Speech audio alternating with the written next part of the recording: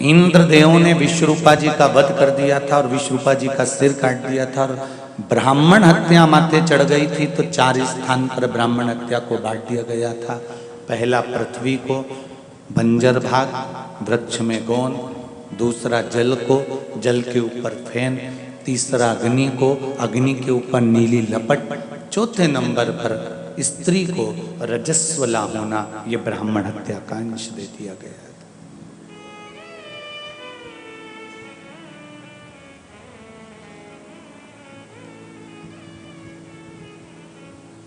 रजोधर्म धारण करने वाली नारी,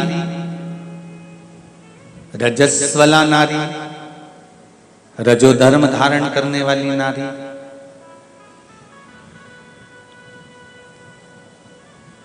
पांच दिन, 4 दिन, 3 दिन, 7 दिन बन सके, जितना बन सके, क्योंकि आज के जमाने में बाहर सिटियों में, बाहर शहरों में बहुएं रहती हैं, घर में केवल पति है, पत्नी है, छोटे बच्चे हैं, काम कौन करे। तो माताएं उस समय पर भी भोजन का निर्माण कर लेती हैं, बना लेती हैं और पति को खिला देती हैं। ये श्रेष्ठ नहीं।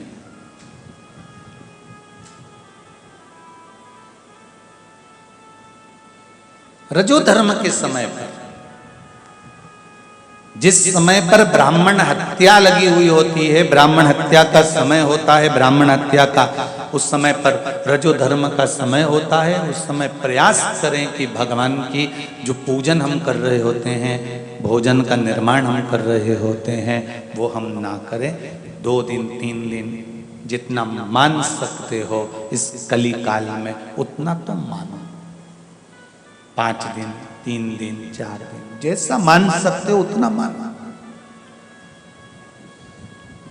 हम कह भी देंगे कि 7 दिन तक तुम पूजन मत करो या 7 दिन भोजन नहीं बनाओ, तो क्या तुम नहीं बनाओगे? हम कहने को कुछ भी कर दें, तो जितना मान सकते हो, ये आपकी रुचि के अनुसार आपको दिल से सोचना है कि हम सही कर रहे हैं, उस समय पर हमें भोजन का निर्माण करना चाहिए क्या? नहीं, ये आपका दिल कहना चाहिए, आपका हृदय कहना चाहिए। अब एक प्रश्न आता है, पशुपतिनाथ का व्रत करने वाली माताएं जब पशुपतिनाथ का व्रत करती हैं तो बीच में रजोधर्म का समय आ जाता है। उस समय पर पशुपति व्रत करना चाहिए कि नहीं करना चाहिए? शिव महापुराण की कथा कहती है, और पहले भी आपको कहा, शंकर जी के मंदिर नहीं जाओगे, दिए नहीं लगाओगे, प्रसाद के 3 हिस्से नहीं करोगे और उस दिन शंकर के मंदिर में जाकर पूजन नहीं करोगे। हाँ, व्रत रखना पड़ेगा। एक समय भोजन जो आप करते आए हो, ये हो सकता है कि शाम का भोजन तुम सुबेरे कर सकते हो, पर नियम उसका क्रम ना टूटे, इसलिए व्रत रखना जरूरी होता है, उसमें पूजन नहीं। अब एक प्रश्न और खड़ा हो जाता है, शायद कल के उस पृष्ठ पर होगा, ध्यान नहीं आ रहा है, कि रजोधर्म के समय पर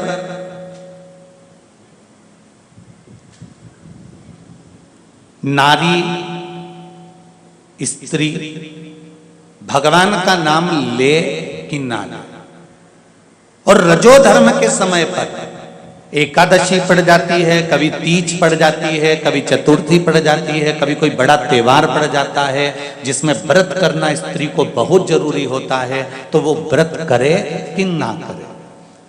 अगर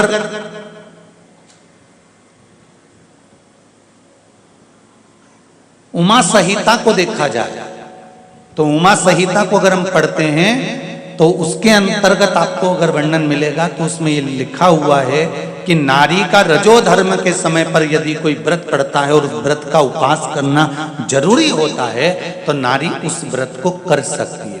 इसका फल मिलेगा कि नहीं मिलेगा? फल प्राप्त होगा कि नहीं होगा? पूजन नहीं करेगी, मंदिर नहीं जाएगी, पूजन के उस मंडप में नहीं बैठेगी,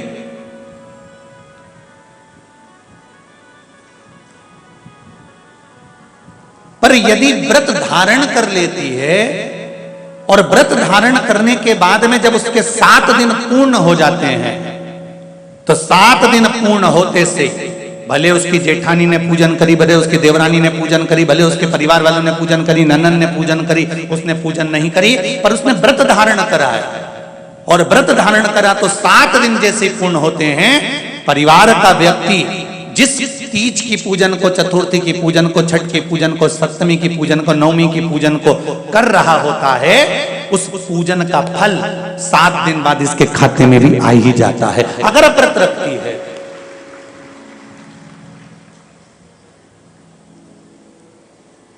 एक यहां हैदराबाद में व्रत होते कि नहीं होते, एक सहज भाषा में लो, छोटी तीज बड़ी तीज का व्रत यहाँ करती है माताएं, करती है ना।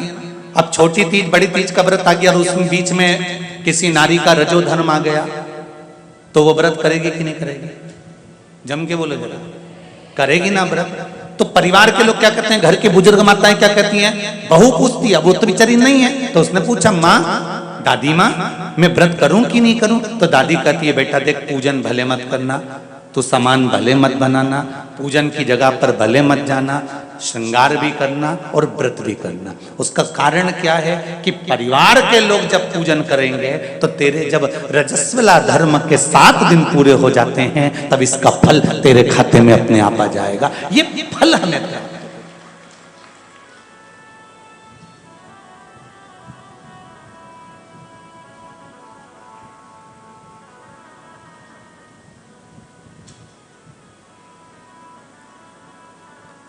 और सरल भाषा में समझ लो जीजियो, तुम्हारा खाता किसी दूसरे बैंक में है, चेक तुमने दे दिया सामने वाले व्यक्ति को, उसने ले जाकर चेक दूसरे बैंक में लगाया, पैसा मिलेगा कि नहीं मिलेगा उसका? अरे बोलो जम के जरा, मिलेगा ना, पैसा तो प्राप्त होगा उसको। उसी तरह परिवार का व्यक्ति अगर पूजन कर रहा है, अर्चना कर रहा है, आराधना कर रहा है, साधना कर रहा है, आप अपना नियम धर्म तो धारण करो, आप उस नियम से चलो, उसका फल मिलेगा। शंभु शरणे मांगू घड़ी रे दुख का दया करी ने दर्शन, फल जरूर मिलेगा। और यदि आज नहीं मिला तो कल मिलेगा, और मिलेगा जरूर।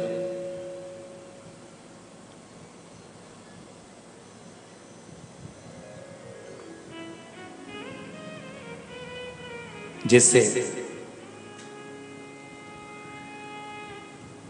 नवग्रह में बुध देव, कौन सा ग्रह? जम के बोलो जरा, बुध ग्रह। कौन सा ग्रह है? बुध। मंगल के बाद में क्या जाता है? बुध ग्रह। बुध ग्रह की धर्म पत्नी का नाम क्या है? इला देवी। क्या नाम है उनकी पत्नी का? इला देवी।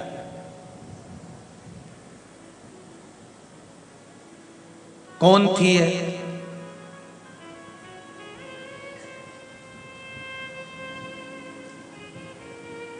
कौन थी? इसका नाम था इल। इला तो बाद में पड़ा, इसका नाम था इल। और बुध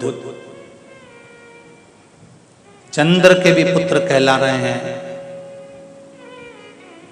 बृहस्पति के भी पुत्र कहला रहे हैं। और ये ऋषि बनकर भूमंडल पर भ्रमण कर रहे थे, एक जगह तप साधना में लगे हुए थे।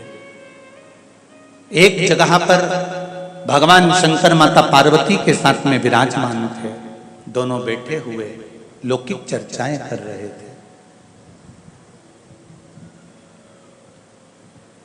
हमारे देवताओं का नियम आज तक पृथ्वी पर चल रहा है।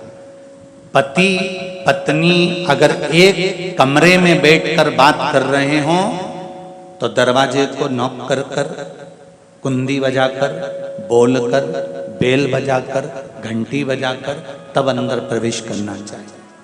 ये शिव महापुराण की कथा कर रहे।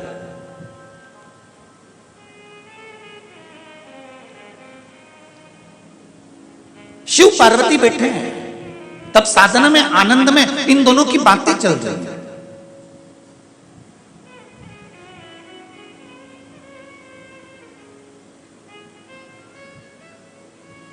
और जब आपस में पति पत्नी बात कर रहे हो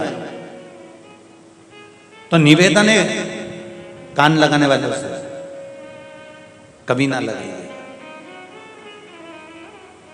एक बार माता पार्वती जी अपनी सहेली से बात कर रही थी और गंगा भी शंकर जी की आराधना करती थी और माता पार्वती भी शंकर जी की आराधना करती थी, क्योंकि देव ऋषि नारद ने कहा था यदि पार्वती शंकर जी का भजन करे तो पार्वती का पति भगवान शिव बन सकते हैं। पार्वती शंकर की आराधना में लग गई तो हिमालय राज की बड़ी बेटी गंगा ने भी सोच लिया कि मैं भी शंकर की आराधना करूंगी, शंकर को अपना पति बनाऊंगी। जितना तप साधना माता पार्वती करती थी उससे दुगना 1000 गुना ज्यादा माता गंगा करती थी। केवल एक गलती माता गंगा से हो गई, पार्वती के शब्दों को कान लगाकर सुन लिया। पार्वती जी अपनी सहेली से कह रही थी जब कोई संत अपने दरवाजे से निकल कर जाता है तो एक लोटा पानी उस पर फेंक कर मार दो, संत प्रसन्न हो जाता है, आशीर्वाद दे जाता है। तो पार्वती ने अपनी सहेली से कहा कल मुझे अगर कोई संत मिला तो एक लोटा पानी मैं उस संत पर फेंकूंगी तो मुझे आशीर्वाद देंगे, जिससे मेरा शंकर जी से शादी हो जाएगा, विवाह हो जाएगा। गंगा जी ने कान लगाकर सुन लिया, सुना, और गंगा जी ने क्या देखा, सामने से निकलकर दुर्वासा बाबा निकल कर जा रहे थे, साधु संत निकल कर जा रहे थे, और उस समय पर गंगा जी ने एक लोटा पानी भरकर संत पर डाल दिया। संत को क्रोध आ गया। क्रोध आते से कहा गंगा तो हिमालय राज की बड़ी बेटी होने के बाद तुझ में विवेक नहीं, बुद्धि नहीं, तेरी चित्त वृत्ति नहीं, तूने एक संत का अपमान करा है। गंगा मैं तुझे श्राप देता हूं कि स्त्री का शरीर छोड़कर तू पानी के रूप में बहेगी। वो गंगा जो स्त्री के स्वरूप में थी, पार्वती की बड़ी बहन थी, उसको गंगा को जल बनना पड़ा केवल कान लगाने के चक्कर में। गंगा को क्रोध आ गया, गंगा ने हाथ में जल लिया और जल लेकर गंगा माता पार्वती को श्राप देने लगी। भगवान शंकर आकर खड़े हो गए, गंगा ये तुम क्या कर रही हो,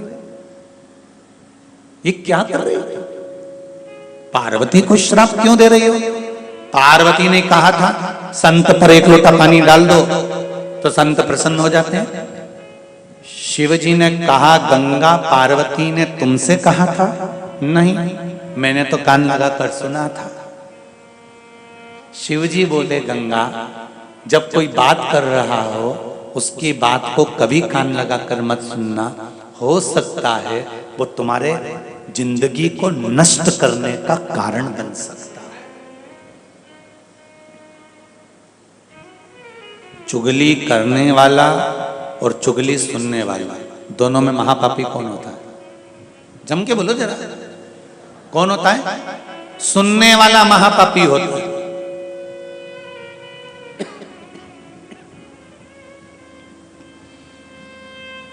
चुगली करने वाले से ज्यादा महापापी है चुगली सुनने वाले। जरा सी चुगली भगवान विष्णु ने सुन ली थी और उनका सिर कट के घोड़े का मुंह लगना पड़ा था। जरा सी चुगली सुनी थी, केवल जरा सी। कौन सा अवतार था? हयग्रीव अवतार। चुगली सुनने के चक्कर में जरा सी चुगली भगवान विष्णु ने सुनी और उनको घोड़े का मुंह लगा, हयग्रीव अवतार हुआ। जरा सी चुगली माता लक्ष्मी ने सुनी और उनको घोड़ी बनना पड़ा, अश्विनी बनना पड़ा। माता लक्ष्मी को भी घोड़ी का रूप धरना पड़ा जरा सी चुगली के चक्कर में।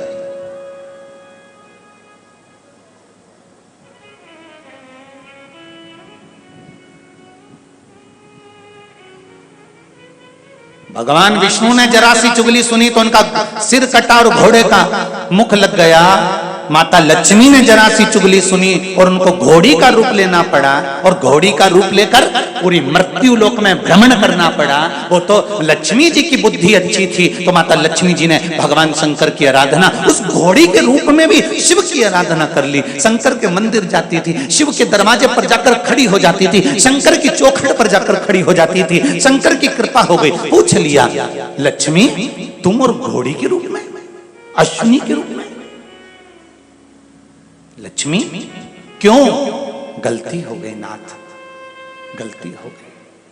चिंता मत करो, घोड़ी का रूप रखने के बाद भी लक्ष्मी तुम मेरे मंदिर के द्वार पर खड़ी हो, मेरे दरवाजे पर खड़ी हो। तुमने मेरा दरवाजा ढूंढा है, मैं तुम्हें वापस बैकुंठ के दरवाजे छोड़ूंगा। पर एक बात कहूं लक्ष्मी, मृत्यु लोक में आई हो ना, तो एक बार जन कल्याण के लिए तुम्हारे पुत्र की जरूरत है। लक्ष्मी ने कहा, मेरा पुत्र? हाँ। आपको, लक्ष्मी ने कहा, भोलेनाथ जी आपको मालूम नहीं है, ब्रह्मा विष्णु महेश सारे देवी देवताओं को श्राप लगा है कि इनके घर में संतान नहीं होगी। क्या आपको मालूम नहीं है? भगवान कहते हैं विष्णु रूप में संतान नहीं होगी, ये मैं मानता हूं, पर तुम घोड़ी बनकर आए हो तो संतान नहीं होगी, ये कौन ने कहा? मैं भगवान विष्णु को बुलाऊंगा, तुम इसी स्थान पर बैठकर मेरी साधना करो। घोड़ी का रूप धारण कर कर माता लक्ष्मी शंकर भगवान की तप साधना में डूब गई। भगवान शंकर ने अपने द्वारपाल चित्ररूप को भेज दिया, जाओ बैकुंठ जाओ, और चित्ररूप जाकर बैकुंठ में जाकर कहो भगवान विष्णु से कि भगवान शंकर ने आपको बुलवाया, मृत्यु लोक में आइए आप, और लक्ष्मी अगर घोड़ी बनकर आई है तो आप घोड़ा बनकर आइए। मृत्यु लोक में भगवान विष्णु को घोड़ा बनकर आना पड़ा। भगवान शंकर के पास जाकर पूछा, आज्ञा करिए प्रभु, क्या आज्ञा है? शिव जी ने कहा, जाकर लक्ष्मी को दर्शन दीजिए। लक्ष्मी ने जब नारायण का दर्शन करा, लक्ष्मी की आंख से जल बह गया। शिव के दरवाजे के उस चौखट पर जब लक्ष्मी की आंख का जल बहा, भगवान विष्णु ने भी देखा कि आज मुझे देखकर लक्ष्मी रो रही है।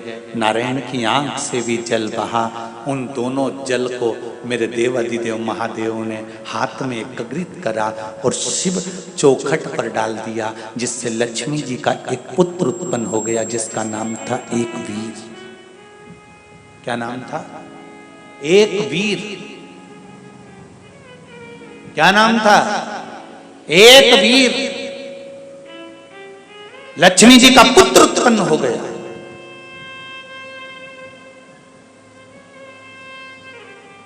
लक्ष्मी जी ने शिव जी से कहा, मुझे मेरा पति मिल गया है, भटक लिया मैं बहुत, मैं बैकुंठ जाना चाहती हूँ। शंकर भगवान ने कहा, इसी पुत्र की तो जरूरत थी संसार सागर में, इसको तुम यहीं छोड़ दीजिए। लक्ष्मी जी कहती हैं, इस घने जंगल में अपने पुत्र को छोड़कर जाऊंगी? इस घने जंगल में मैं अपने बेटे को छोड़कर जाऊंगी? इस पुत्र को कोई खा जाएगा, कोई मार देगा। शंकर भगवान कहते हैं, लक्ष्मी ये विचार अपनी चित्त बुद्धि से निकाल दे। जब किसी के यहां जवान की जवान मौत हो जाती है, छोटे छोटे बच्चे घर में रह जाते हैं लक्ष्मी, तो पूरे घर के लोग सोचते हैं क्या होगा बिचारों का, क्या होगा बिचारों का, क्या होगा बिचारों का। शंकर भगवान कहते हैं, प्राण देने वाला मैं हूं तो प्राण लेने वाला मैं हूं। जन्म मैंने दिया है माता के गर्भ में, भेजा अगर मैंने है तो मां के स्तनों में भी दूध मैंने दिया है, और मरेगा तो भी चिंता मत करना, अंतिम सांस तक चिता की अग्नि भी मैं दूंगा। टेंशन काहे का? अगर पिता छोड़कर चले गया किसी बच्चे को, माँ छोड़कर चली गई किसी बच्चे को, कोई बच्चा अगर अनाथ हो गया, कोई बच्चे का कोई नहीं है, शंकर कहते, दुनिया के लोग कहते हैं कि इसका कोई नहीं है। शिव कहते हैं, रुद्राष्टाध्यायी में आता है, नारायण च में, ब्रह्म च में, इंद्र च में, हर जगह पर वायु, आकाश, पाताल, जमीन, जल, थल, वायु सब में मैं हूं। तो फिर क्या सोचना। लक्ष्मी, दुनिया के लोग परिवार वाले सोचते हैं अकेला रह गया, इसका क्या होगा, इसका क्या होगा, इसका क्या होगा। चिंता नहीं लक्ष्मी, जन्म मैंने दिया है। कितनी विद्या, कैसा स्वरूप, कितना धन, कितनी दौलत, कितनी संपदा, कब किसको कहां देना है, ये मुझे मालूम है। आप में भी कई लोग ऐसे बैठे होंगे जिनके पिताजी ने खूब मेहनत करी होगी, एक छोटा सा काम करा होगा, एक छोटी सी व्यवस्था जुटाई होगी। पिताजी ने करते करते करते करते उसको आगे बढ़ाया होगा, दादाजी ने बढ़ाया होगा, बेटा आया होगा, उसके भाग्य का काम चालू हुआ होगा, फिर उसने कुछ करा होगा। ये लक्ष्मी, सुनो, मैं एक संवाद तुमको सुनाता हूं। एक सेठ जी के एक नौकर काम करता था।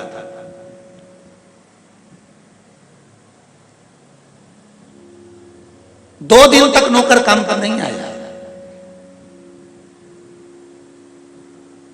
जब 2 दिन तक नौकर काम पर नहीं आया तो सेठ जी को लगा मेरा नौकर बहुत काम करता था, बहुत अच्छा काम करता है, पूरा संभाल लेता है, उसके बिना अकेला अकेला रहना पड़ता है, काम कोई संभालता नहीं है, बहुत अच्छा काम संभालता है, पर उसको तनख्वाह कम मिलती है।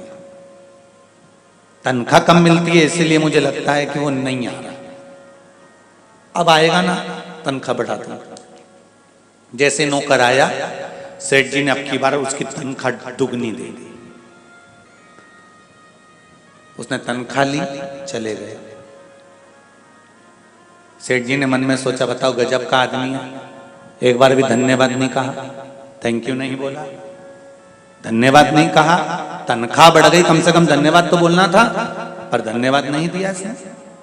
बड़ा बेकार आ रहा है, ऐसा ही है, वो काम कर रहा है। वो तो गुस्सा आ गया सेठ जी को। एक बार 2-3 महीने बीते और उसने फिर 2 दिन का गैप मार दिया, 2 दिन की फिर छुट्टी बिना बोले।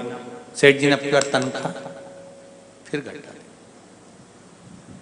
सेठ जी ने घटा दी, तनख्वाह दी, उसने ली, वो कुछ नहीं बोला तो सेठ जी ने तीसरे दिन उससे पूछा, इधर आ, तेरी तनख्वाह बढ़ी तब भी तूने धन्यवाद नहीं दिया, और आज तनख्वाह कम हो गई तो भी तू कुछ नहीं बोला, कुछ तो बोलता कि तनख्वाह क्यों कम हुई है। इतने में उसने कहा, सेठ जी क्या बोलना, जिस समय पर मेरी तनख्वाह बढ़ी थी, मेरी पत्नी के गर्भ से मेरा बेटा हुआ था, भोलेनाथ जी ने मेरी तनख्वाह इसलिए बढ़ा दी होगी, बेटा आ गया था ना, तो उसके भाग्य का धन मुझे अपने आप देना चालू कर दिया था। बेटा आ गया था तो उसके भाग्य का धन मुझे देना चालू कर दिया था, तो अब मैंने तनख्वाह कम कर दी, तब भी तो तू कुछ नहीं बोला। तो उसमें सेठ जी क्या सोचना, मेरी माँ मेरे साथ रहती थी, मेरी माता का प्राण छूट गए, वो मर गई, तो उसके हिस्से की वो ले गई, उसके हिस्से की तनख्वाह वो लेकर चली।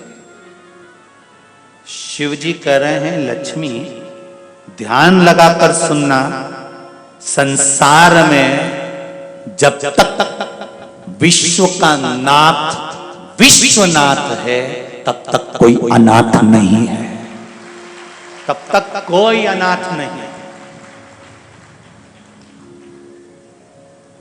उसको जगतनाथ नहीं कहते, उसको क्या कहते हैं, जम के बोलो जरा, विश्वनाथ। एक स्थान का नाथ नहीं है वो, एक जगह का राजा नहीं है वो। शंकर भगवान कह रहे हैं, पार्वती इस मृत्यु लोक में जब तक विश्व का नाथ है, तब तक दुनिया का कोई अनाथ नहीं है। मैं बैठा हूं, मैं विराजमान।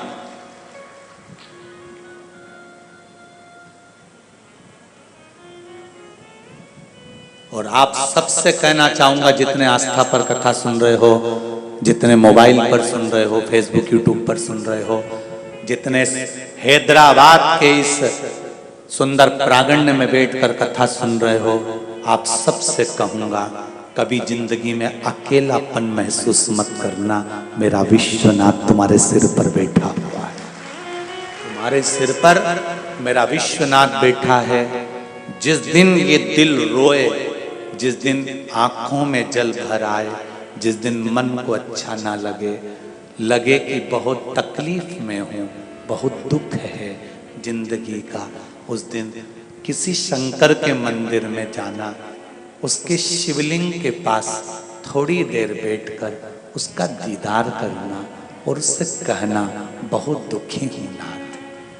मैंने कथा में सुना है वो सियोर वाला महाराज छाती ठोक ठोक कर कहता है कि विश्वनाथ है तो कोई अनाथ नहीं है, पर आज मैं बहुत अकेला महसूस करता हूं दातार विश्वनाथ।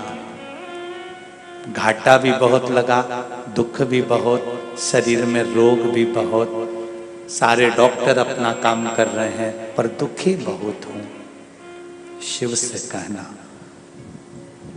तुम कहकर आओगे, उस विश्वनाथ से अगर दिल से कह दिया, वो 2 दिन के अंदर क्या 24 घंटे के अंदर तेरे पास मिल जाएगा, सामने खड़ा। दिल से तो कहो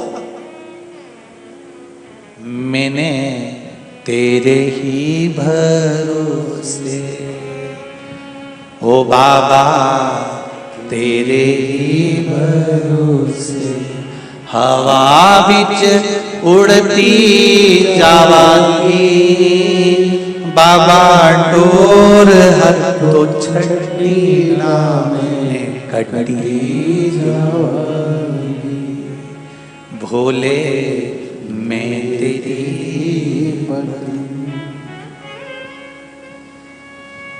बड़ी मुश्किल से नाल मिलिया, मैनू तेरा दवारा है, ओ बाबा तेरा दवारा है, तेरे सिवाय कौन।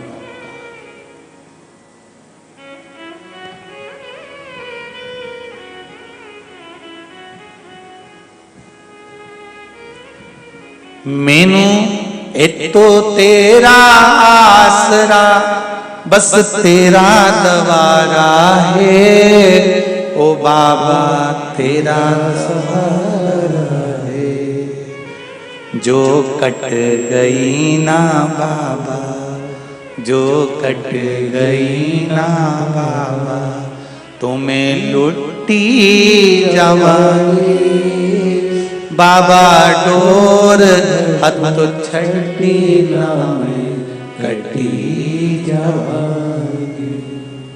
उसके भरोसे पर करो, उसके विश्वास। लक्ष्मी तुम कह रही हो कि मेरा बेटा एक वीर, ये मेरा पुत्र, इसको कौन संभालेगा। शिव जी कहते हैं तू यहां से जाएगी, संभालने वाला यहां खड़ा मिल जाएगा, तू जा। गए लक्ष्मी और नारायण, विवर्त मनु के पुत्र आए, उन्होंने बालक को उठाया, उनके घर में संतान नहीं थी, पाल पोस कर बड़ा करा। वो एक वीर शिव का उपासक निकला, भगवान शंकर की आराधना करना और सृष्टि का संचार करना। क्यों?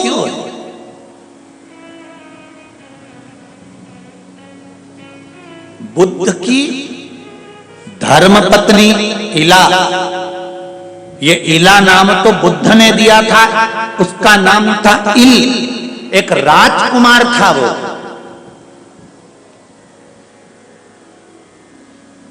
शिव महापुराण हमको सिखाती है कि घर में अगर पति पत्नी बात कर रहे हो, कोई एकांत में बैठकर बात कर रहा है, हमें इससे मतलब नहीं रखना कि वो हमारे लिए बात कर रहा है। कईयों की सोच ऐसी लगी रहती है, 24 घंटा वो यही सोचते हैं, वो दोनों बात कर रहे हैं मेरे बारे में बोल रहे होंगे, वो दोनों बात कर रही हैं मेरे बारे में बोल रही होंगी, वो होटल पे दोनों बैठी हैं मेरे बारे में बोल रही होंगी, वो ऐसा कर रही है मेरे बारे में बोल रही होंगी। ये वही सोचता है जो दूसरे की बात दिन भर करता।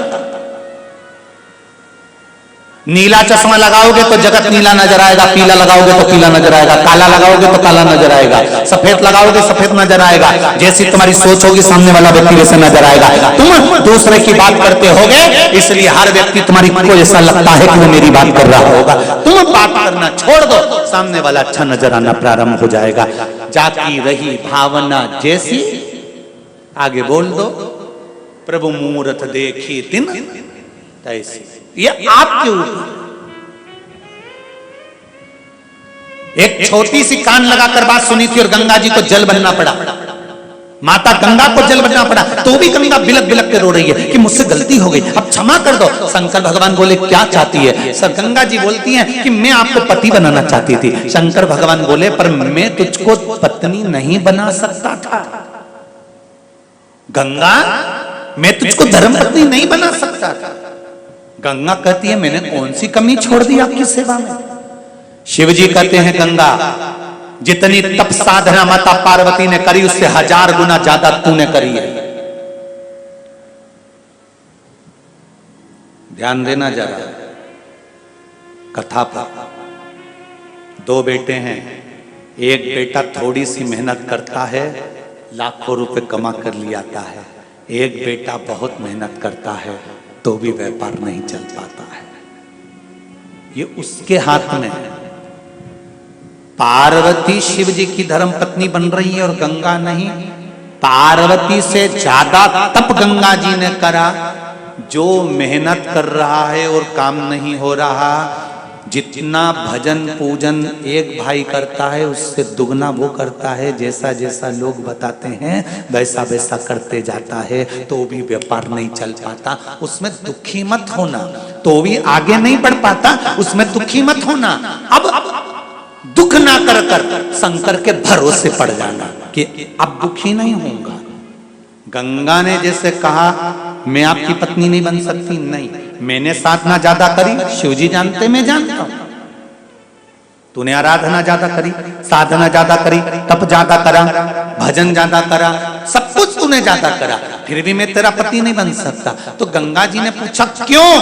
शंकर भगवान कहते हैं गंगा, अगर मैं तुझे पत्नी बना लूंगा तो अपने बाईं और बिठाना पड़ेगा, पर तेरी तप साधना इतनी प्रबल है मैं तुझे पास में नहीं बिठाना चाहता, मैं तुझे सिर पर बिठाना चाहता हूं। इसलिए मैं तुझे अपने मस्तक पर लाना चाहता हूं, अपने मस्तक पर। घबराना मती। एक इंटरव्यू में पास नहीं हुए, एक जगह जॉब नहीं लगा, एक जगह नौकरी नहीं लगी, एक व्यापार नहीं चला, घबराना नहीं, हिम्मत मत हारना। ये मत सोचना कि शंकर जी नहीं हमारी सुन रहे, हमने पशुपति व्रत कर लिया नहीं सुन रहे, हमने ये कर लिया नहीं सुन रहे, हमने वो कर लिया नहीं नहीं नहीं, ये विचार छोड़ दो। सब कुछ करने के बाद भी अगर दुख पीछा नहीं छोड़ रहा, शिव जी ने कुछ अच्छा सोच कर रखा होगा कि बाजू में नहीं बिठाऊंगा तुझे सिर पर बिठाऊंगा, कुछ अच्छा सोचा। हिम्मत मत हारना, उस परमात्मा के भरोसे रहना। परमात्मा के भरोसे। एक पत्र आया, देखिए, ये विश्वास का।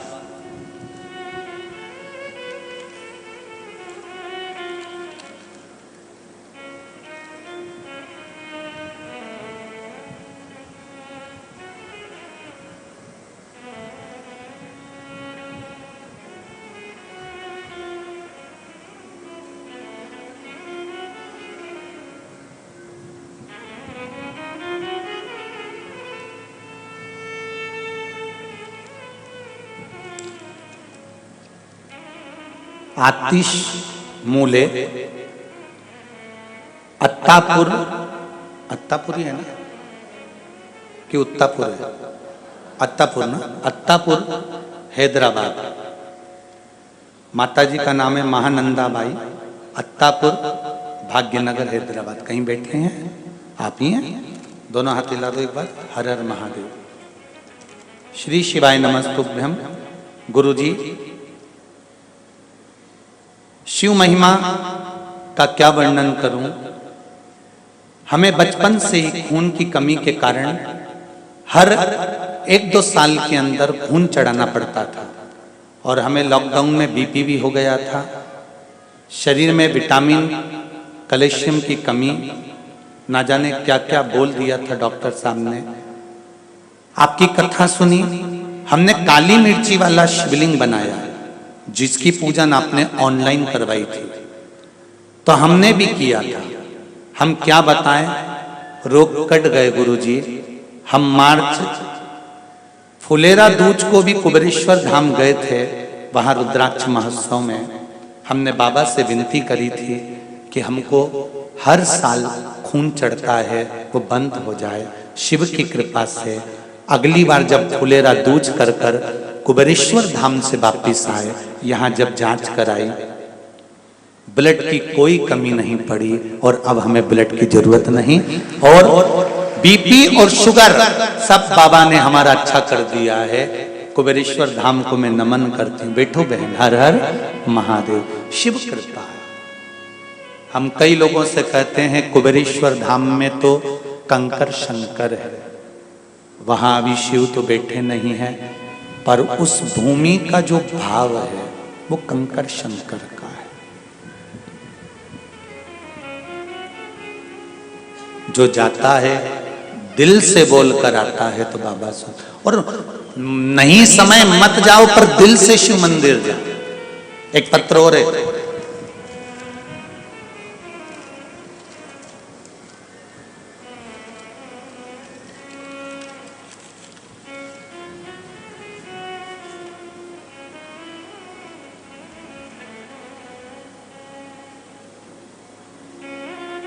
चन्न बसेश्वर भंजनी मंडल उदगिर।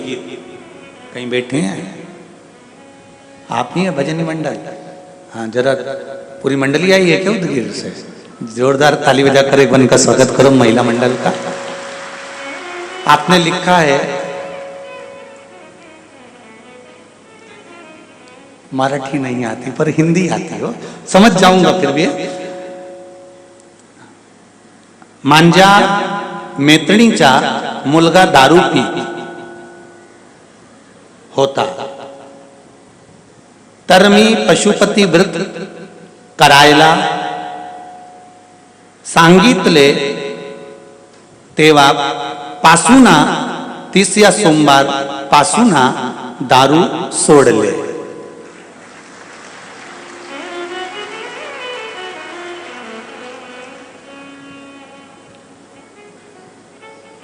इसका मतलब ये है कि मेरे मित्र के लड़का दारू पीता था, मैंने पशुपति व्रत चालू करवाया और उस पशुपति व्रत का प्रभाव ये हुआ, तीसरा सोमवार पासूना मतलब करा और दारू उस लड़के ने छोड़ दी। ये शिव कृपा।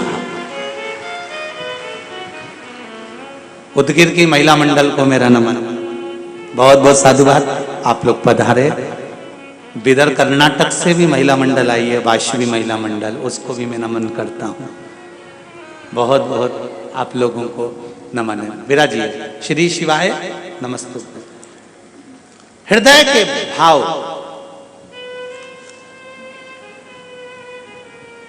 आप जो कह रहे हैं, आप जो कर रहे हैं, आप दिल से उसको कहो तो।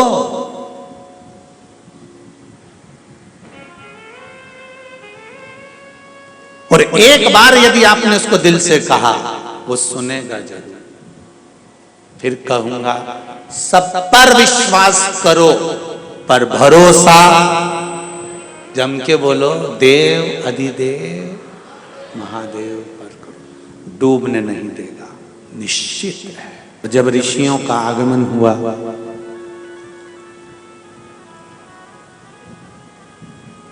पार्वती जी को थोड़ी सी लज्जा आई, ऐसा लगा कि जैसे थोड़ा कि मैं अपने पति से बात कर रही हूं और इतने में ऋषियों का आगमन हो गया। ऋषि यहां आ गए। एकदम पार्वती मैया शिव जी पे जो पास में बैठी हुई थी उनसे थोड़ी दूरी बनाई।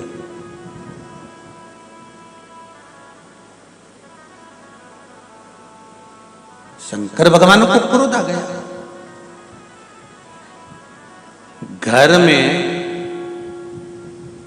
किसी कक्ष में पति पत्नी बैठकर बात कर रहे हो और कोई बार बार आकर परेशान करे तो क्रोध तो आएगा ना कि हम 2 मिनट बैठ के भी बात नहीं कर सकते। गजब का मकान हुआ, जो गजब का घर हुआ।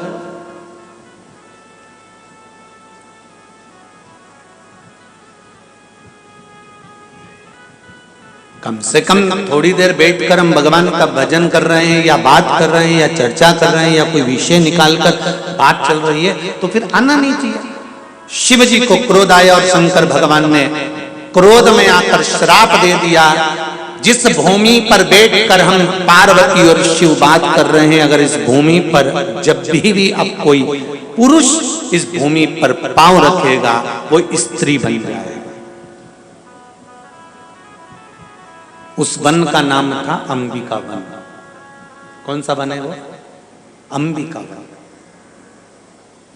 स्कंद पुराण और शिव पुराण कहती है वो अंबिका वन में शंकर भगवान ने श्राप दे दिया।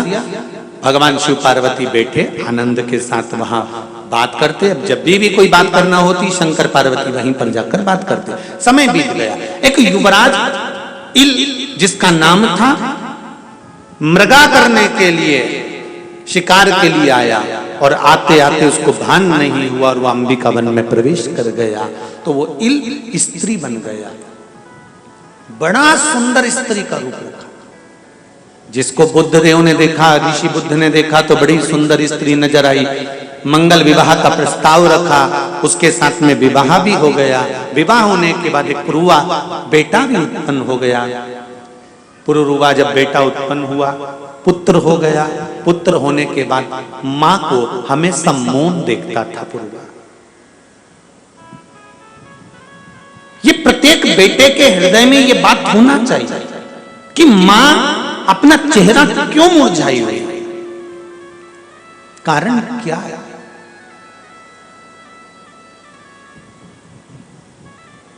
किस कारण से चेहरे पर रौनक नहीं है, किस कारण से चेहरे पर प्रसन्नता नहीं है, ये पुत्र को ध्यान होना चाहिए कि मेरी माँ आज मौन क्यों है, माँ आज बात क्यों नहीं कर रही, इनके चेहरे पर प्रसन्नता क्यों नहीं है, क्या कारण है। माता के पास बैठकर पूछूं तो सही। और आज इला के पुत्र ने पूछ लिया पुरुवा ने, माँ क्या बात है, तू मौन क्यों रहती है। जब से मेरा जन्म हुआ मैं तुझे देख रहा हूँ माँ, तेरे चेहरे पर प्रसन्नता नहीं है। माँ ने कहा बेटा मैं स्त्री के स्वरूप में आ गई, मैं पुरुष था, इल मेरा नाम था। शिवजी ने जिस भूमि पर श्राप दिया था मुझे मालूम नहीं था, उस भूमि पर मैंने प्रवेश कर लिया, इसलिए मैं स्त्री बन गया। तेरे पिताजी के साथ में मेरा विवाह हो गया, तुम्हारा जन्म हो गया। तो माँ बोल तू क्या चाहती है। इला ने कहा एक बार मैं अपने उसी स्वरूप में वापस जाना चाहता हूं। पुरुष था मैं, वापिस पुरुष बनना चाहता हूं। एक बार बस मुझे अपना स्वरूप मिल जाए, बस इतनी मेरी कामना है। क्योंकि श्रापित भूमि पर मेरा यह हाल हुआ है, उस श्राप से मुक्त होना चाहता हूं। मां तो चिंता मत करना। इला का पुत्र पुरुवा शंकर भगवान का पार्थिव शिवलिंग का निर्माण करने लगा और उसकी आराधना करने लगा। इतनी आराधना पुरुवा ने करी, इतनी आराधना करी, इतनी आराधना करी, शंकर भगवान को प्रकट होना पड़ा। पुरुवा क्या चाहते हो। मेरी माता को एक बार अपने असली स्वरूप में आना है। तो तुम्हारी माता को हुआ क्या है।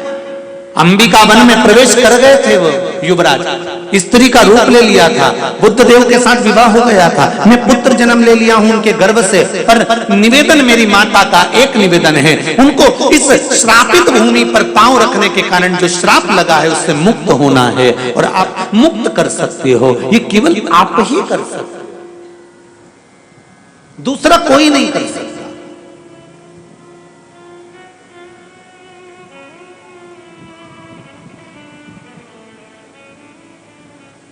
भारत की भूमि पर सबको गर्व होना चाहिए कि ये पावन भारत की भूमि वो भूमि है जहां पर ऐसे स्थान हैं जहां पर पुरुष पहुंच जाए तो स्त्री बन जाए, ऐसे ऐसे कुंड हैं।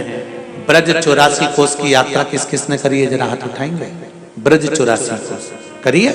ब्रज 84 कोस की यात्रा में एक कुंड आता है बरसाना के पास में, देह कुंड।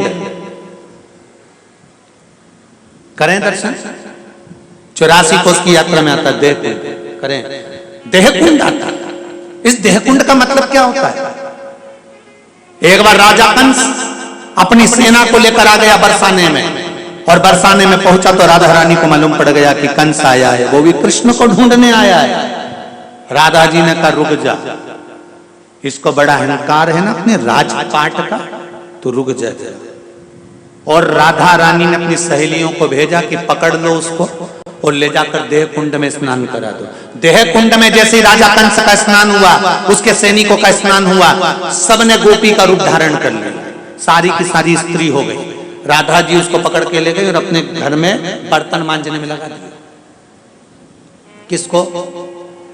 अरे जम के तो बोलो, कंस को। और कंस के साथ के जितने भी सैनिक थे वो सब झाड़ू पोछा कर रहे थे।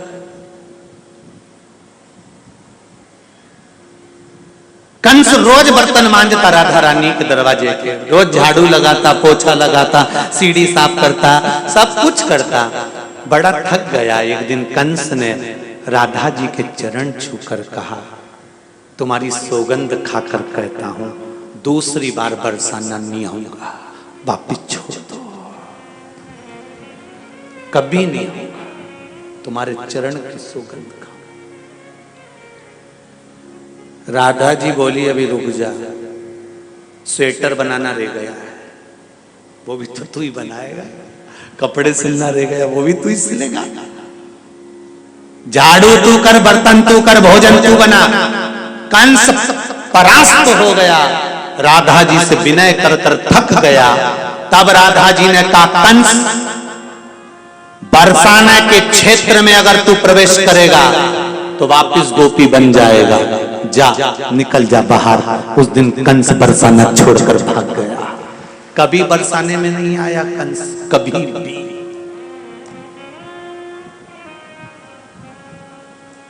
ये भारत की भूमि पर वो धरा, वो भूमि, वो स्थान, इस सुंदर पावन धरा पर ऐसे ऐसे स्थान। अंबिका वन एक ऐसा वन जहां पर शंकर, तो शिव जी के आराधना करी और शंकर जी से कहा मेरी माता को मुक्त करो इस योनि से, ये स्त्री के तंत्र से मुक्त हो जाए। शिव जी ने कहा चिंता मत करो, गोदावरी के तट पर जब तुम्हारी माता वहां पर जाकर एक बार स्नान करेगी, गोदावरी गंगा का जब स्नान करेगी तब उसके शरीर से स्त्री तत्व चले जाएगा। गोदावरी गंगा का स्नान जब इला ने करा तो 3 धार अलग अलग बह गई। आज भी गोदावरी की त्रिवेणी संगम उसका प्रमाण है।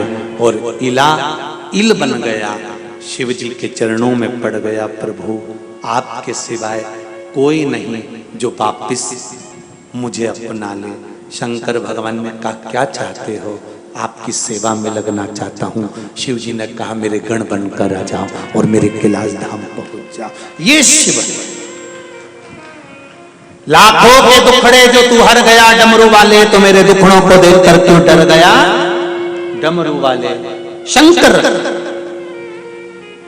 परसों कथा में कहा था या कल कथा में कहा था, अगर गलती हो गई है, बहुत गलतियां हो गई, बहुत दुख पड़ गया, तकलीफ में आ गए, लग रहा है कि मुझसे बहुत गलतियां हुई है, बाबा मेरी नहीं सुन रहा, ये बेलपत्री का भाग की डंडी पीछे की ओर कर दो, जहां बैठकर बेलपत्र चढ़ा रहे, पत्ती का मुख अपनी और डंडी का मुख सामने।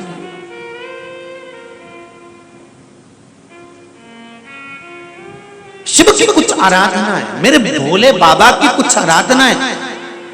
संसार के लोगों से निवेदन है, जितने आस्था पर सुन रहे हो, फेसबुक यूट्यूब पर सुन रहे हो, जितने पंडाल में सुन रहे हो, ये दिल से अगर शिव से मांगा है तो शिव देता। ये पत्र आया है, एक पत्र बड़ा सुंदर,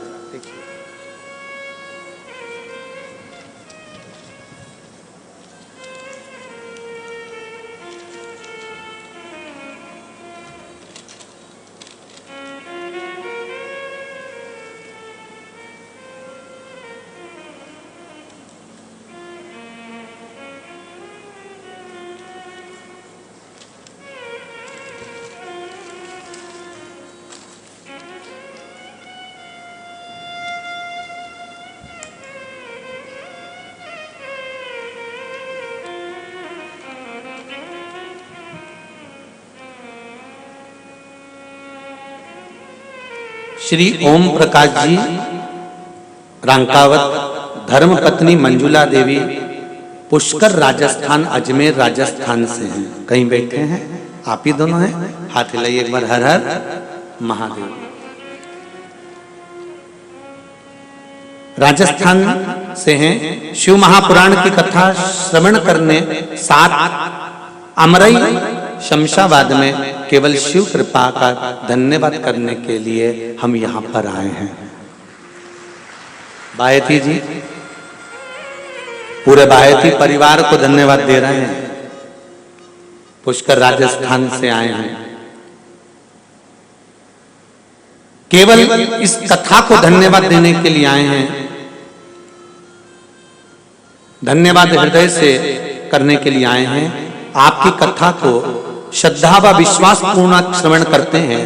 आप द्वारा श्रवण शिव रात्रि को विधि पूर्वक पूजन की, जैसा आपने बताया था शिवरात्रि की पूजन का, वैसा हमने किया। मेरा हार्ट का ऑपरेशन होना था, फेफड़े में हार्ट बंद रहा था। मेरी धर्म पत्नी ने शिव को जल चढ़ाया और बेलपत्री चढ़ाई हुई खिलाई, जिससे मैं स्वस्थ हो गया और मैं 10 कदम भी पैदल नहीं चल सकता था, न सीढ़ियां चढ़ सकता था। आज मैं आपके समक्ष कथा श्रवण करने के लिए बैठा हूं, ये शिव की कृपा से। बैठिए ओम प्रकाश रामाकांत जी, बहुत बहुत साधुवाद। बाबा शंकर की आप पर कृपा हुई। हार्ट की जांच भी कराई है, हार्ट में कोई ब्लॉकेज नहीं है, ये आपने पत्र में लिखा है। शिव कृपा इसको कहते हैं। अकाल मृत्यु वो मरे जो काम करे चंडाल का, काल उसका क्या बिगाड़े जो भक्त हो महा काल का। इसको शिव आराधना कहते हैं। एक पत्र और बेटी ने लिखा है, देखिए।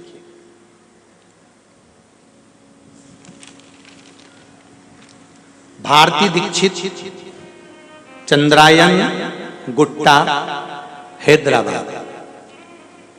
चंद्रायन गुट्टा ही है, हाँ, देख लेना, नाम गड़बड़ हो जाए तो बता देना। हो ये तो कहीं बैठी हैं, आप ही हैं? दोनों हाथ हिला दे बेटी, बड़ी खुश नजर आ रही है तुम तो। है श्री शिवाय नमस्तभ्यम बेटी, बड़ी प्रसन्नता है आपको।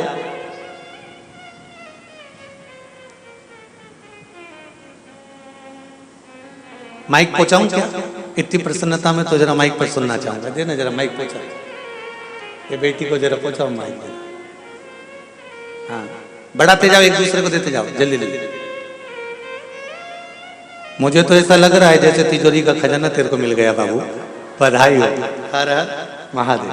पहुंचाओ पहुंचाओ।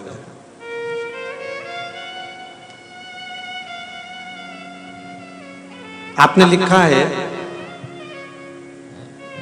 मेरे बाबा ने मुझको बहुत कुछ दे दिया। अभी जनवरी में मेरा क्या, जनवरी में क्या पेपर में पढ़ता क्या? हाँ जी, सीटेट का पेपर था मेरा जी। कितने लोग बैठे थे उसमें? हाँ जी, 24 लाख। 24 लाख लोग बैठे थे। हाँ जी। फिर आपने क्या करा? मैं तो कुछ भी नहीं किया, बस शाम को पेपर से एक दिन पहले शाम को बाबा के पास गई और रोल नंबर था वो मैंने रखा उनके चरणों में और बोला, रोल नंबर नहीं रखिए, जय हो। उनके चरणों में समर्पित करके कहा कि बाबा मेरे को पास कराना आपकी जिम्मेदारी है। और 9 मार्च को मेरा रिजल्ट आया और 24 लाख में से 4 लाख बच्चे पास हुए, जिसमें से मैं दोनों पेपर में पास हो गई। बधाई हो, बहुत बहुत बधाई हो। थैंक यू बाबा। इसीलिए प्रसन्नता है बाबू आपको। और बाबा जी एक और बात कहना चाहूंगी, आपकी कथा सुनते सुनते किसी और को मिले या नहीं मिले, पर मुझे मेरे भोलेनाथ जरूर मिल गए। बधाई हो आपको, बहुत बहुत बधाई हो। आपने इसमें लिखा है कि मैं कथा तो सुन रही थी पर एड्रेस नहीं मालूम था। हाँ जी बाबा जी, मैं जिस दिन से मैं दिल्ली गई हुई थी और दिल्ली में मुझे पता चला कि हैदराबाद में कथा है और मेरे हस्बैंड यहीं जॉब करते हैं, तो 28 तारीख को हम यहाँ वापस आए और फिर उसके बाद मुझे लग रहा था कि कैसे जाऊँगी कथा में। पर कुबेरेश्वर धाम इतना फ़ोन किया, पहले दिन कथा वाले दिन भी मैंने वहाँ फ़ोन किया तो बोले मैडम हमारे पास भी कोई एड्रेस नहीं है। और फिर दूसरे दिन की कथा में जब आपने पूरा एड्रेस बताया तो मेरे घर के बाहर बारिश हो रही थी और मेरी आंखों से भी आंसू गिरे जा रहे थे कि आप मैं जरूर जाऊंगी। बाबा की कृपा हुई, बाबा ने आपको यहाँ बुलाया। थैंक यू बाबा। ये पूरा एड्रेस जो दिखवाया है ना, ये बाहेती जी ने लिखवाया हो। भायती जी बोले गुरुजी वो एड्रेस नहीं बोल पा रहे हो भवन का। बाबा जी जिस दिन से मुझे ये पता चला कि यहाँ पे कथा है तो मैंने घर में हल्ला मचा रखा था कि मेरे बाबा मुझसे मिलने आए हैदराबाद में और मैं जरूर जाऊंगी चाहे कुछ हो जाए। बैठिए बैठिए, आपकी प्रसन्नता ऐसी बनी रहे। हर हर महादेव। बैठिए। शंभु शरणे पड़ी मांगू घड़ी रे घड़ी, दुख काटो दया करी दर्शन आपो। शिव की कृपा होती है तब जाकर जीवन का कोई सुख हमको प्राप्त होता है। एक चित्त लगाकर, मन लगाकर, हृदय से, दिल से कहो तो उसको। बुद्ध ग्रह की धर्म पत्नी इला जो चाहती थी कि एक बार वापिस में इस श्राप की योनि से मुक्त हो जाऊं, उस श्रापित योनि से मुक्त होने के लिए पुत्र से कहा। पुत्र ने शिव की आराधना करी। शंकर की आराधना कभी खाली नहीं जाती भाई। सुन लो, जितने टीवी पर कथा सुन रहे हैं, जितने मोबाइल पर सुन रहे हैं और जितने यहां सुन रहे हैं, सारी दुनिया में दान करना, पुण्य करना, सत्कर्म करना, भजन करना, सारे व्रत करना, मरते समय तक हो सकता है वो सब समाप्त हो जाए। हमने व्रत करा, हमने दान करा, हमने पुण्य करा, हमने सत्कर्म करा, हमने पूजन करी, पाठ करी, हो सकता है हमने किसी को अपशब्द बोल दिया, हमारा पुण्य समाप्त हो गया। जैसे 10,000 रुपए तनख्वाह तुमको मिलती है, 20,000 रुपए तनख्वाह मिलती है। अब 10,000 रुपए तनख्वाह मिलती है, उसमें खर्चा भी तो देखो, गैस की टंकी, सब्जी भाजी, दूध, किराया, मकान, मेहमान, पावना, ये सब खर्चा तो निकालो। अब 10,000 रुपए में होता क्या है, सारा के सारा खर्चा की खर्चा हो गया, ऊपर से कर्जा अलग बढ़ गया। उसी तरह तुमने व्रत करा, पुण्य कमाया, दान करा, पुण्य कमाया, उपास करा, पुण्य कमाया, तुमने कहीं पूजन करी, पुण्य कमाया, सत्कर्म करा, पुण्य कमाया, मंदिर गए, पुण्य कमाया, दर्शन करा, पुण्य कमाया, कथा सुनी, पुण्य कमाया। ये सारा पुण्य इकट्ठा करा 10,000। मान लो तनख्वाह तुमने 10,000 इकट्ठी कर ली, अब पुण्य तुम्हारा इकट्ठा हो गया। मालूम पड़े तुम्हारे मुंह से किसी के लिए बुराई निकल गई, 5,000 खत्म हो गया। किसी को तुमने अपशब्द कह दिया, तुम्हारा 2,000 खत्म हो गया। तुमने किसी को गलत दृष्टि से देख लिया, तुम्हारा 1,000 खत्म हो गया। अब मरने के समय तक तुमने सब कुछ तो खत्म कर दिया, बचा क्या तुम्हारे पास वैकुंठ जाने के लिए? तो सारे व्रत, दान, पुण्य सारी दुनिया में कर लो, उसको समाप्त होने में देरी नहीं लगती। केवल एक दान, एक पुण्य, एक भजन शंकर का ऐसा होता है। शंकर के मंदिर गए हो, शिव पुराण में गए हो और शंकर के लिए कुछ किया है, वो मरते दम तक समाप्त नहीं होता, क्योंकि शंकर का कोई लेता ही नहीं। शंकर के मंदिर, शंकर का कोई लेता ही नहीं है। शिव का कौन कब्जा करेगा साहब? शंकर का कब्जा कर कर देख लो, एक ना एक दिन प्रकट हो ही जाएगा। काशी में हुआ कि नहीं हुआ? शिव का लक्ष्मी जी को टेंशन था। लक्ष्मी जी एक बार भगवान विष्णु से बोली, तुम में और महादेव में बहुत अंतर है। एक बात तो है, ये तो पक्की है। शंकर भगवान रोज अपनी धर्म पत्नी को घुमाने ले जाते हैं, पार्वती को नंदी पे बिठा के प्रतिदिन शाम को 4 बजे से 7 बजे तक घूमने जाते हैं। और एक तुम हो, दिन भर कमाने में लगे रहते, मेरे को कहीं लेके नहीं जाते। शंकर भगवान की बात किए जाए तो नारायण भगवान भी बोल दी लक्ष्मी जी से, तैयार हो जा, अब भी कभी लेके चलूं तेरे को, चल। और लक्ष्मी जी तैयार होने गई और तैयार होके आई, दरवाजे बंद करे, खिड़की बंद करी, सारा गैस चूल्हा सब बंद कर कुरा के तब आई तो रात हो गई। भगवान बोले चल। लक्ष्मी जी बोली अब तो अंधेरा हो गया, अब कहाँ चलें, अब कल चलेंगे। भगवान बोले ठीक है। तो लक्ष्मी जी ने भगवान विष्णु से पूछा, एक बात बता, ये शंकर जी पार्वती से बोलते हैं चल, और पार्वती तुरंत चल देती है, कहीं ताला चाबी लगाने की भी जरूरत नहीं। भगवान विष्णु बोले दरवाजे होए तो लगाए। शंकर भगवान के कैलाश पे दरवाजे ही कहाँ है? तो घर में कोई सामान तो होगा ना, कोई चोरी कर ले जाए तो? शंकर भगवान विष्णु बोले चोरी का काम ही नहीं है। शंकर भगवान जब पार्वती जी के साथ जाते हैं, गले में से बब्बा को छोड़ के दरवाजे पे छोड़ जाते हैं, किसी के बाप में दमो तो घुस जा प्रवेश कर। बब्बा बैठे हैं दरवाजे पर, जाओ अंदर। तो कोई सामान तो होगा इनके घर में कि कुछ भी नहीं है। शंकर भगवान कपड़े पहनते नहीं है, तो धोने का लफड़ा भी नहीं और प्रेस भी नहीं। ठीक है।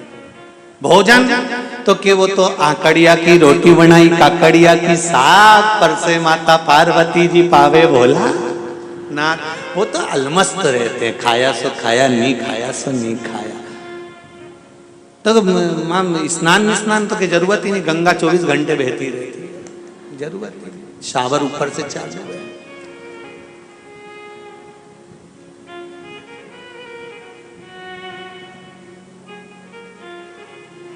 यहाँ जिस होटल में बायती जी रुकाए हैं, वह होटल में भी बाल्टी और डब्बा नहीं है।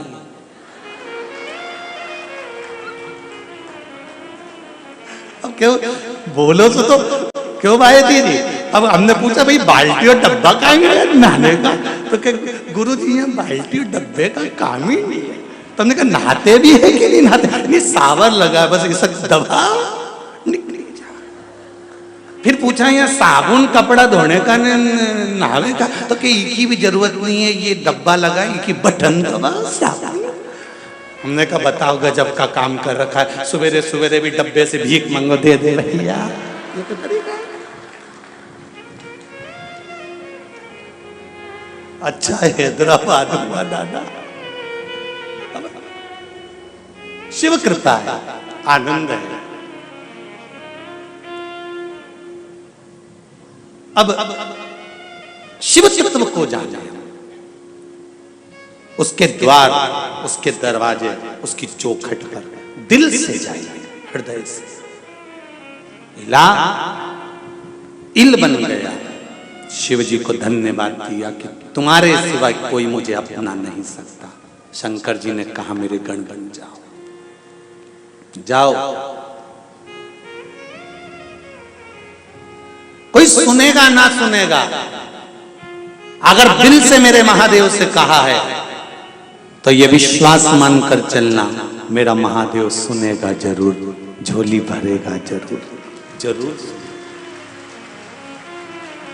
एक माता जी ने लिखा है कि हम कुबेरेश्वर धाम गए थे, कुबेरेश्वर धाम से हम वहां से रुद्राक्ष लेकर आए और उसका हमने स्मरण किया, उस रुद्राक्ष का जल पिया, स्वास्थ्य ठीक हुआ। हमारा निवेदन केवल इतना है, दिल से शंकर भगवान की अगर आराधना करी है तो वो दिल से सुनता भी है और देता भी है। एक लोटा जल सारी समस्या का हल, केवल एक लोटे जल में वो बल होता है।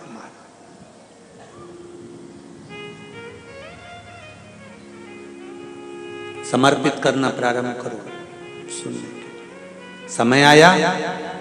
आगे जो चरित्र आया, 4 जगह पर इंद्र ने ब्राह्मण हत्या को बांट दिया था।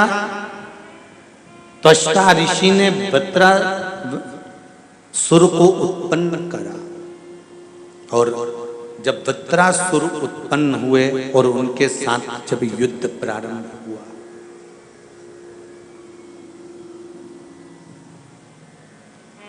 बड़ा विकराल है वृत्रासुर, जिसको त्वष्टा ऋषि ने यज्ञ से उत्पन्न करा, बड़ा विकराल।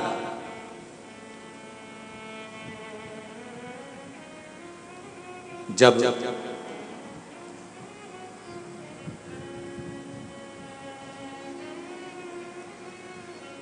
वृत्रासुर को युद्ध में गया वृत्रासुर, और इंद्र बार बार हार कर भागता है, देवता सब इधर उधर हो गए, पर वृत्रासुर मरता नहीं। कैसे मरेगा ये, इसके प्राण कैसे छूटेंगे?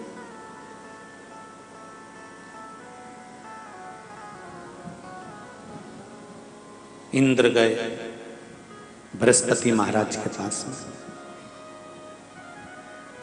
प्रभु ये वृत्रासुर कैसे मरेगा, आप बताओ। भगवान ने कहा एक काम करो, प्रदोष काल में जिस समय पर सूर्य अस्त हो रहा हो, सूर्य डूबने का जब समय हो, चंद्रमा के आने का जब समय हो, इन दोनों समय की जो गणना है ये प्रदोष कहलाती है। प्रदोष का मतलब होता है जिंदगी में करे हुए सारे दोषों को शंकर का नाम लेकर, शंकर की पूजन कर कर अपने दोष को शंकर को समर्पित कर देना, ये प्रदोष कहलाता है। कितने लोग हैं जो प्रदोष का व्रत करते हैं? रख लीजिए, बहुत बहुत धन्यवाद। ये प्रदोष कहलाता है।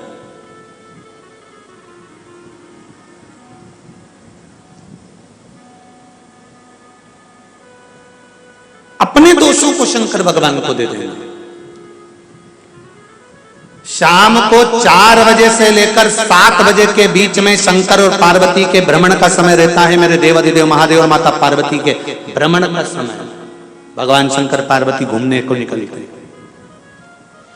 इसलिए हमारा सनातन धर्म कहता है शाम के समय पर माताओं को झाड़ू नहीं लगाना चाहिए, शाम के समय पर माताओं को चूड़ी बिछिया नहीं बदलना चाहिए, शाम के समय पर माताओं को मांग में सिंदूरा नहीं भरना चाहिए, शाम के समय पर माताओं को बाल नहीं बांधना चाहिए, शाम के समय पर माताओं को चौखट पर नहीं बैठना चाहिए। उसका कारण क्या है? क्योंकि पार्वती जी ने भगवान भोलेनाथ जी से कहा था कि तुम मुझे रोज शाम के समय प्रदोष काल में भ्रमण के लिए लेकर जाते हो, मेरे लिए आज्ञा क्या है? शंकर भगवान ने कहा सुनो पार्वती, मंदिर के अंदर नंदी रहता है, जाने वाला यात्री जब मंदिर में मेरा दर्शन करने आता है तो नंदी के कानों में कहकर जाता है कि शिव जी को मेरे यहाँ लेकर आना। मैं नंदी के अनुसार उनके घर जाता हूँ। मेरा काम है उनका कल्याण करना और तेरा काम है उनके घर की नारी को अखंड सौभाग्यवती का वर प्रदान करना, ये तेरा काम। तब पार्वती माता ने कहा अखंड सौभाग्यवती होने का वर मैं तो दे दूंगी, पर उस समय पर माताएं चूड़ी बदल रही होगी और हाथ से चूड़ी निकाल रही होगी तो मैं वर कैसे दे सकती हूँ? मांग भर रही होगी तो मैं वर कैसे दे सकती हूँ? उस समय पर चूड़ी बिछिया बदला जा रहा होगा तो मैं वर कैसे दे सकती हूँ? उस समय पर झाड़ू लग रही होगी तो मैं लक्ष्मी को वहां कैसे भेज सकती हूँ? आप बताओ। तो शंकर भगवान ने कहा प्रदोष का समय एक ऐसा समय होता है, शाम का समय ऐसा होता है जिस समय पर केवल शंकर और पार्वती की आराधना का समय होता है। हम तो कई लोगों से कहते हैं अगर आपके यहां संपदा नहीं आ रही है, बहुत मेहनत कर रहे हो, फल नहीं मिल रहा, कहीं नौकरी, कहीं सर्विस या कहीं व्यापार या व्यवसाय में कहीं तकलीफ आ रही है, हम सबसे कहते हैं शाम का समय पकड़ लो, शंकर जी के मंदिर में दिया लगाना प्रारंभ कर दो। शिव मंदिर में अगर दिया नहीं लगा रहे हो तो बेलपत्री के पेड़ के नीचे दिया लगा दो। बेलपत्री और शंकर जी के मंदिर में दिया नहीं लगा रहे तो शंकर जी के मंदिर के बाहर चौखट पर दिया लगा दो। इतना भी नहीं कर सकते तो अपने घर के बाहर अपने द्वार पर दिया लगा दो, पर शंकर जी के नाम का श्री शिवाय नमस्तुभ्यम बोलकर शंकर भगवान को याद कर कर अपनी कामना कर कर बाबा का स्मरण कर कर पंचाक्षर मंत्र नमः शिवाय, षडाक्षर मंत्र ओम नमः शिवाय, द्वादशाक्षर मंत्र ओम नमो भगवते वासुदेवाय, जो मंत्र तुमको याद है उसका स्मरण कर कर लक्ष्मी हो चाहे नारायण हो चाहे राम हो चाहे कृष्ण हो, स्मरण कर कर शाम के समय बाहर दिया लगा दो, दरवाजे के पास लगा दो। वो सुनेगा जरूर, आएगा तो उसका वेलकम जरूर होगा और वो कुछ देकर जरूर जाएगा। नियम तो बनाओ।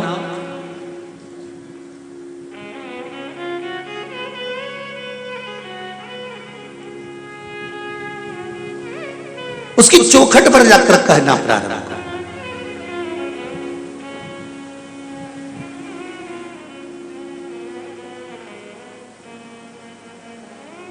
जब हम उससे कहते हैं तो वो सुनता है।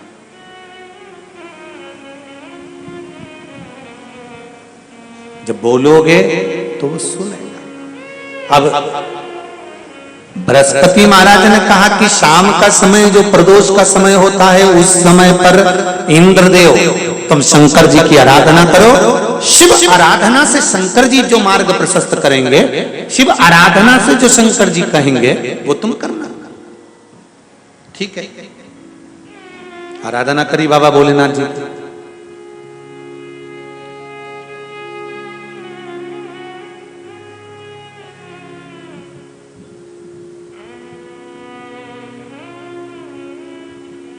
मालूम नहीं था इंद्रदेव को। बृहस्पति महाराज ने प्रदोष की महत्वता समझाई तो प्रदोष का समय जानकर शंकर जी पर 7 बेलपत्र प्रदोष के दिन इंद्र ने समर्पित कर दी बिना सोचे। कितनी बेलपत्र? 7। प्रदोष का व्रत करो चाहे ना करो, मंदिर में चढ़ी हुई बेलपत्र को उठा लो,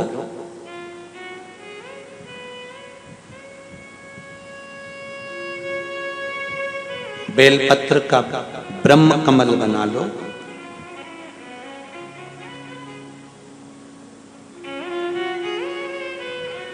ब्रह्म कमल का मतलब होता है डंडी बीच में रहे, आसपास पत्तियां रहे। 7 पत्ती का ब्रह्म कमल बनाकर, जैसे ये पत्तियां हैं एक जैसी रखी हुई हैं, तो इसको फैला लिया। 7 पत्ती को आपस में फैलाकर ब्रह्म कमल बना लिया। प्रदोष का व्रत करें ना करें, जरूरी नहीं है कि वृक्ष से ही पत्ती लेकर आओगे तो ही शंकर जी को चढ़ाओगे। शिव जी पे से चढ़ी हुई उठाकर धोकर ब्रह्म कमल बनाकर बाबा से विनय कर कर, हे प्रभु आज मैं इस काम के लिए जा रहा हूं, बाबा मेरा यह कार्य है, बोलकर श्री शिवाय नमस्तुभ्यम बोलकर शिवलिंग पर समर्पित कर दो। दिन भर के प्रदोष व्रत का फल बाबा एक बेलपत्री समर्पित करने पर ही प्रदान कर देता है। शिव है। प्रदोष व्रत कर रहे हो उससे बढ़कर कोई प्रसन्नता नहीं, पर नहीं कर रहे तो प्रदोष के दिन या 12 महीने शिवरात्रि आती है, शायद आज भी हो। हर महीने शिवरात्रि आती है, प्रत्येक महीने की शिवरात्रि। शिव जी को रिझाओ। प्रदोष के दिन 7 बेलपत्र लेकर इंद्र पहुंच गए शिव मंदिर में। शंकर भगवान के शिवलिंग का निर्माण करा और बेलपत्र हाथ में रखकर उन्होंने शंकर भगवान के शिवलिंग पर रख दिया। शिवलिंग का स्पर्श करा, शंकर जी प्रकट हो गए। इंद्र क्या बात है? प्रभु बत्रासुर के कारण पूरे देवता परेशान है। आक्रमण किया पर वो बत्रासुर मरता नहीं। शंकर भगवान ने कहा एक काम करो, मेरा भक्त है दधीचि ऋषि, मेरी आराधना में दिन भर डूबा रहता है। जो मेरा भक्त है उस भक्त के शरीर की एक हड्डी में मिल गई तो ये राक्षस दिखने वाले नहीं है। शंकर का कोई भक्त, शंकर की उपासना करने वाला, शंकर की आराधना करने वाला, शिव तत्व में डूबने वाला, जो शंकर पर अटूट विश्वास रखता हो, ऐसा भक्त, ऐसा कोई संत, ऐसा कोई साधु, ऐसा कोई उपासक जो दिन रात शिव की आराधना में डूबा रहता हो, उसका मात्र एक कदम, चरण, उसकी रज मात्र भी अगर तुम्हें मिल गई इंद्र, तो समझ ले कि बत्रासुर मर गया, बत्रासुर गया। शंकर की उपासना करने वाला, शिव की आराधना करने वाला, शंकर की भक्ति में डूबने वाला, शिव तत्व को जानने वाला, शंकर की भक्ति में रमने वाला, स्वयं शंकर की भक्ति को नहीं शिवलिंग को ही अपने हृदय में बिठा कर चलता है। वो चलता फिरता, स्वयं रामचरितमानस में कहा संत कौन है, तो कहा चलते फिरते तीर्थ है।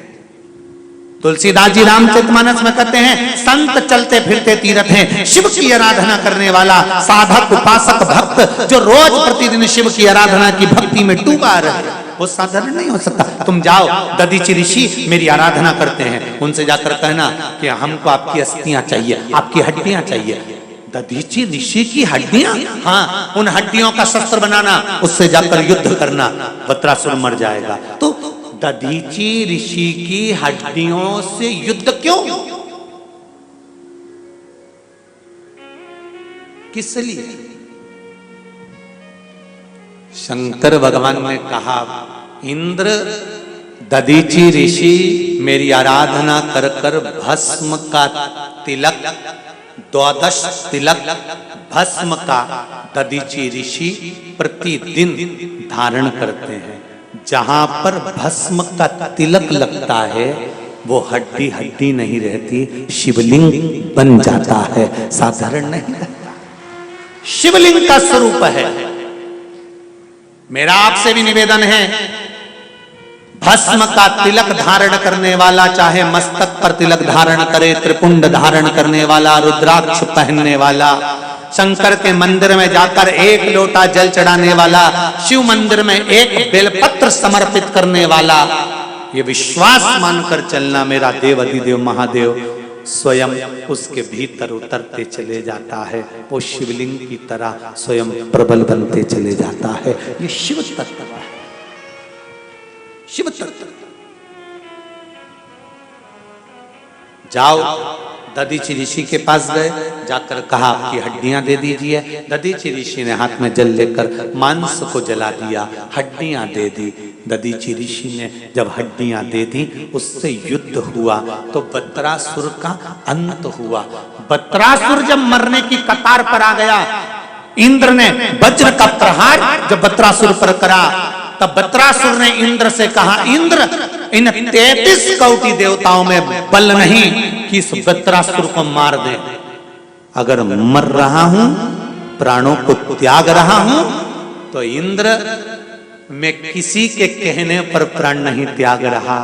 शंकर के भक्त दधीचि ऋषि की ये हड्डी मेरे सामने आई है, ये हड्डी नहीं, स्वयं मेरा शिव विश्वनाथ मेरे सामने आ गया, इसलिए मैं मर नहीं रहा हूं। ये इस वज्र से जब मेरा प्रहार होगा, ये शस्त्र जब मेरे शरीर में जाएगा, तब मैं जानूंगा कि मेरा शंकर मेरे भीतर प्रवेश कर गया है और मैं शिव का हो गया हूं, मैं शंकर का हो गया। मेरे भोले तेरा सहारा है, मेरी नैया का तू कीना